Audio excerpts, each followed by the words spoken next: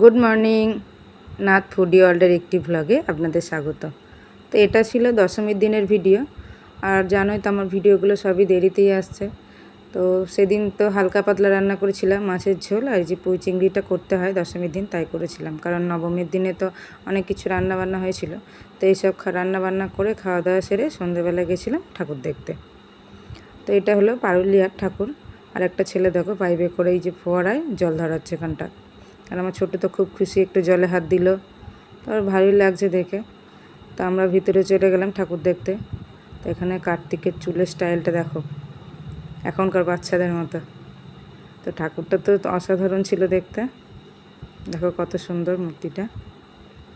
তারপরে এখানে ঠাকুর দেখে আমরা চলে এসেছিলাম বেরিয়ে ওখান থেকে। ভিড় ছিল যদিও, এবার দেখলাম দশমীর দিনে সেই একটা ভিড় নেই। এর আগে যতটা ভিড় ছিল আগের বছর, ভিড়টা কমই। আর এটা হলো শ্রীরামপুরের ঠাকুর। আর ওখানে আমরা কতগুলো ছবিও তুলেছিলাম।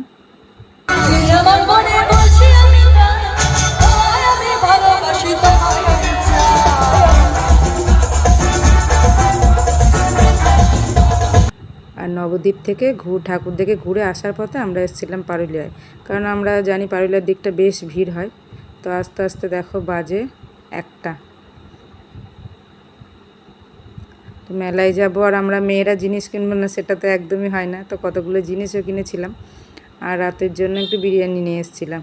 আর ছোটো ঘুমাচ্ছিল, কিন্তু বাড়ি এসে ঘুম থেকে উঠে ওর গাড়ি খুঁজছে। তোর বাবা একটু গাড়িটাকে দেখিয়ে দিল চালিয়ে। আর জামা টামা ছাড়িয়ে দেওয়ার পর কি আরাম করে খাটের মধ্যে শুয়ে রয়েছে। আর আমাদের যে এখানে ঠাকুরটা, সেই তৃতীয়া থেকে মনে হয় লাইটটা লাগিয়েছে। আজকে দেখলাম মাইক টাইক বন্ধ, শুধু ওই লাইটটাই জ্বলছিল। তো আসার পথে রাস্তা থেকে বিরিয়ানিটা নিয়ে এসেছিলাম। তা বিরিয়ানির দোকানের নামটা বলবো না, প্রথমে ভেবেছিলাম ভালো, কিন্তু বিরিয়ানিটা ছিল একদমই বাজে খেতে।